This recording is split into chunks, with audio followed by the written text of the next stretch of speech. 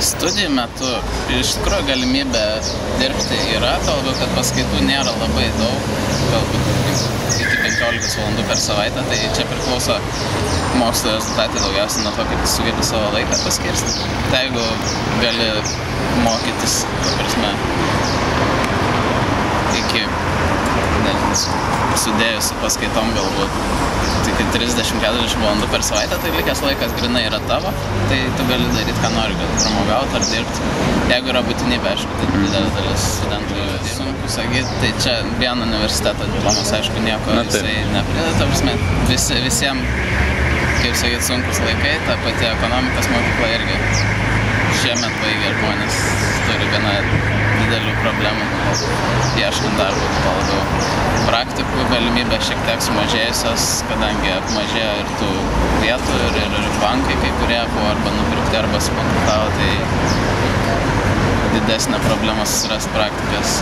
Na, priešingai negu Lietuvoje praktikas yra mokamas, Anglijoje tai dar tas prideda šiek tiek sudėtingumą, tiek ir patenkant į tos bankus, tiek ir ieškant. Mes kalbėjom prieš tai su Domu. Domas šią vasarą buvo truputį nuvykęs į Harvardo universitetą Bostone.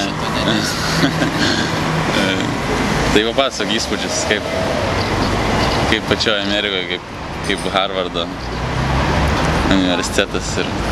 Pats universitetas man paliko gan didelį įspūdį iš tikrųjų, tiek ir savo infrastruktūrą, tiek ir žmonėm, kurie tenai dirba ir mokosi. Aišku, irgi labai daug užsienio studentų ten suvažiavę, ypatingai šią vasarą buvo, tai mokiausi tarptautinio verslo programą.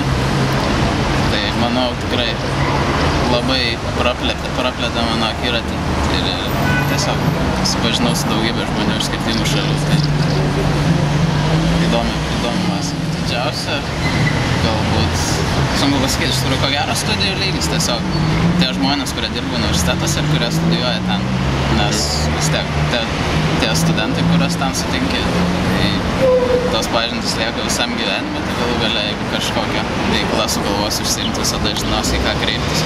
O dėstytojai irgi, kadangi aukšto lygio tikrai, tai išmano savo sritį. Grinai ten koncentruojasi ir atlieka mokslinę veiklą. Tai, nes, kaip sakyti, iš to gyvena, nes šiek tiek mažiau išsivyščiusios šalyse, tai gal jie ne tiek koncentruojasi į tą mokslinę veiklą, kadangi finansavimas yra mažesnis ir tiesiog jam sunkiau pragyventi, tai dėl to šiek tiek nukenčia ir grinai tiek ir studentų žinios, tiek ir mokslinė veikla.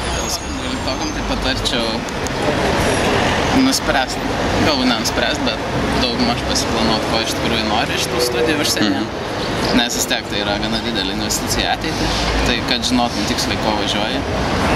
Galų gale, šiaip patirtis visada yra vertinga, nes susipažįsti su pasauliu, su kitom kultūrom, išmoksti kalbą, pakeliauji, dažnai tenka didžiai daliai galbūt studentų išvažiuoti mainų programą kažkur, tai ne vien tą šalį pamatai.